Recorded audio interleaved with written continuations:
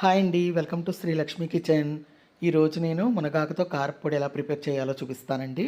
ముందుగా మునగాకంతా కడిగేసుకుని ఒక రోజంతా కూడా ఇంటిలోనే ఆరబెట్టి పెట్టాను. నైట్ అంతా కూడా శుభ్రంగా ఆరిపోయి ఇలా ఉందండి.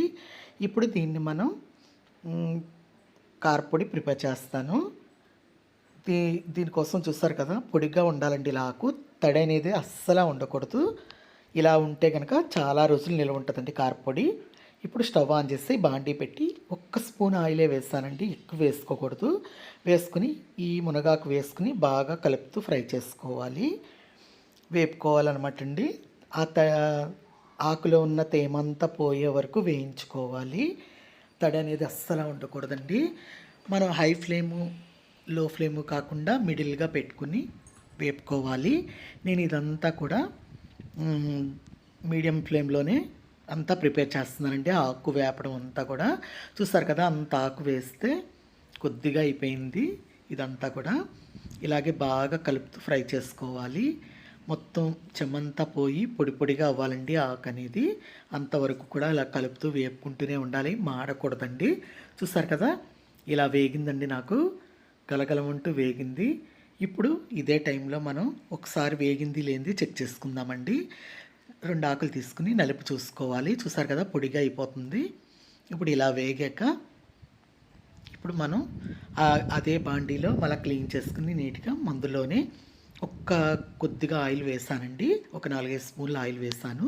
వేసి 2 స్పూన్లు శనగపప్పు, 2 స్పూన్లు మినప్పప్పు వేసాను. వేసి బాగా కలుపుతూ వేపుకోవాలి. ఇలా కొద్దిగా వేగాక ఇప్పుడు ఇందులో ఒక 2 స్పూన్లు ధనియాలు వేస్తున్నానండి. 2 స్పూన్లు ధనియాలు, 1 స్పూన్ జీలకర్ర వేసుకుని బాగా కలుపుతూ వేపుకోవాలి. ఇలా బాగా కలుపుతూ బ్రౌన్ కలర్ వచ్చే వరకు వేయించుకోవాలండి. అంటే మాడకూడదు, జాగ్రత్తగా వేపుకోవాలండి, లేకపోతే రుచి బాగోదు, మాడిపోతే. ఇప్పుడు 10-12 ఎండుమిర్చి ముక్కలుగా తుంపు పెట్టి వేసుకుని బాగా కలుపుతూ వేపుకోవాలి.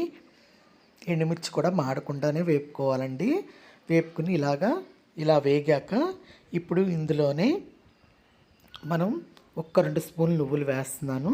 నువ్వులు వేయడం వల్ల టేస్ట్ బాగుంటుంది, మన హెల్త్కి కూడా చాలా మంచిదండి నువ్వులు. ఇలా కలుపుతూనే కంటిన్యూస్గా వేయించుకోవాలి, మాడకూడదండి. ఇలాగ ఇప్పుడు ఇందులో ఒక 4 రెమ్మల కరివేపాకు శుభ్రంగా కడిగి పెట్టుకున్నానండి, అది కూడా వేసుకుని బాగా కలుపుతూ వేపుకోవాలి. అందులో ఉన్నంత తేమంతా పోయేలాగా కరివేపాకు కూడా బాగా వేపుకోవాలి. ఇలా వేగాక ఇప్పుడు ఇందులో మనం మీ రుచికి సరిపడా పులుపు అనమాట అండి. నేను చిన్న నిమ్మకాయ ఇంత చింతపండు వేస్తున్నాను. వేసుకుని దాన్ని చిన్ని ముక్కలుగా చేసుకున్నట్టు వేసుకోవాలి. వేసుకుని బాగా వేపుకోవాలి. చింతపండులో తడి కూడా అంతా కూడా పోతుందన్నమాట. మొత్తం ఇలా వేగితే చింతపండు బాగా నలుగుతుందండి మనం గ్రైండ్ చేసేటప్పుడు. అలాగే 10-12 వెల్లుల్లి రెబ్బలు పొట్టుతో సహా వేసుకోవాలి. వేసుకుని 1 నిమిషం అంతా కూడా కలుపుకుని వేపుకోవాలండి.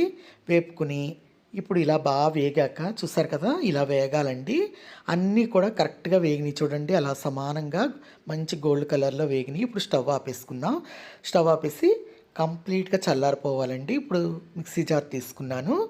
మొత్తం చల్లారిపోయిన ఈ పోపు అంతా కూడా వేసుకుని మిక్సీ జార్లో వేసుకుని మొత్తం అంతా కూడా మెత్తగా గ్రైండ్ చేసుకోవాలండి.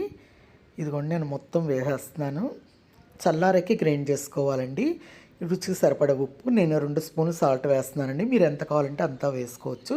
ఇలా మెత్తగా గ్రైండ్ చేసి తీసుకొచ్చానండి. ఇప్పుడు ఇందులో ఈ మునగాకు వేపు పెట్టుకున్న ఆకు కూడా వేసేసుకుని మొత్తం అంతా కూడా అందులో వేసేసుకుని ఇప్పుడు మనం మెత్తగా గ్రైండ్ చేసుకుందామండి. దీన్ని కూడా మెత్తగా గ్రైండ్ చేసి తీసుకొస్తాను. చూస్తారు కదా, మెత్తగా గ్రైండ్ అయిపోయిందండి. ఇలా గ్రైండ్ అవ్వాలి. మనం రైస్లో కలుపుకోవడానికి చాలా బాగుంటుందండి. ఇది టేస్ట్ కూడా చాలా బాగుంటుంది. నాకైతే ఉప్పు కారం అన్నీ కరెక్ట్గా సరిపోయాయండి. ఇలాగే మనం చేసి పెట్టుకుంటే ఒక 6 నెలల వరకు అలా నిల్వ ఉంటుందండి, ఏమీ పాడవదు. ఇప్పుడు నేను దీన్ని డిష్ అవుట్ చేసి చూపిస్తాను.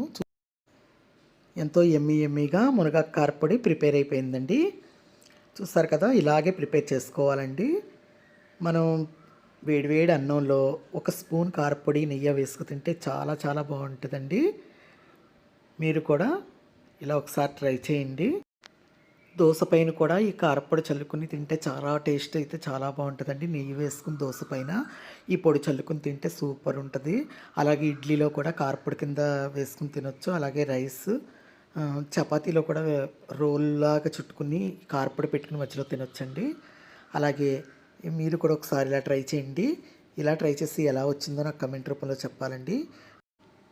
నా వీడియోస్ చూసి సబ్స్క్రైబ్ చేసుకుని వారు ఎవరైనా ఉంటే సబ్స్క్రైబ్ చేసుకోండి, లైక్ చేయండి, షేర్ చేయండి, సపోర్ట్ చేయండి. Thank you for watching. Bye.